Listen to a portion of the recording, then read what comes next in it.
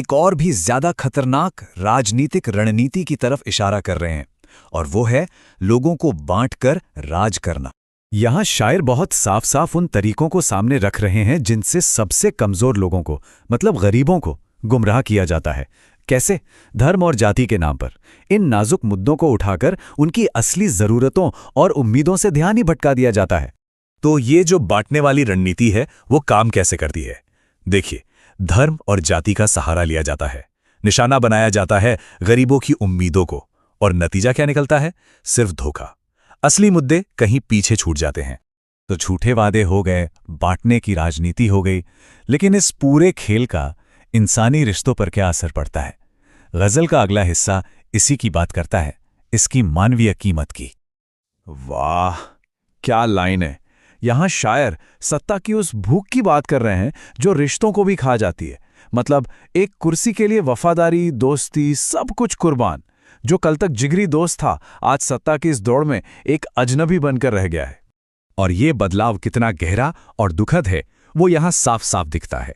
एक तरफ कल का दोस्त और दूसरी तरफ आज का बेगाना, और वजह सिर्फ एक कुर्सी। चलिए अब हम गजल के आखिरी शेर पर आते हैं, जिसे मक्ता भी कहते हैं, और यहीं पर शायर पूरी राजनीतिक व्यवस्था पर अपना अंतिम और सबसे शक्तिशाली फैसला सुनाते हैं। मक्ते की खास बात यह होती है कि शायर अक्सर इसमें अपना नाम या तखल्लुस इस्तेमाल करता है।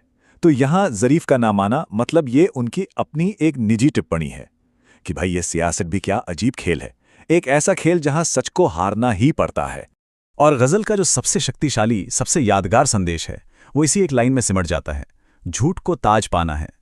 मतलब सियासत का मकसद सच को जिताना नहीं, बल्कि झूठ को ताज पहनाना है। एक तरह से यही इस पूरे खेल का निचोड़ है। तो कुल मिलाकर इस पूरी गजल से क्या बातें सामने आती हैं?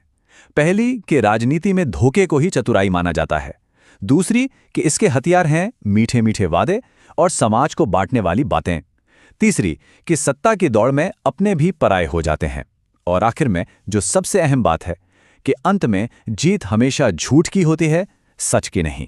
तो ये गजल हमें एक बहुत बड़े सवाल के साथ छोड़ जाती है कि अगर इस खेल में सच हार जाता है, ऐसी रचना जो राजनीति के झूठ पर सच का शेर बनकर दहाड़ती है। शुरुआत ही देखिए कितनी दमदार है। पहले ही लाइन में एक सीधी टक्कर का ऐलान है। एक तरफ झूठ का तराना, मतलब वो एक मुनज़्ज़म शोर जो पूरी की पूरी सियासत में गूंज रहा है, और ठीक उसके सामने कौन खड़ा है? सच का दीवाना। वो अकेला है, जुनूनी है और अपनी सच्चाई की राह पर अड़ा हुआ है। बस यहीं से शायर ने सच और झूठ की उस असली लड़ाई की नींव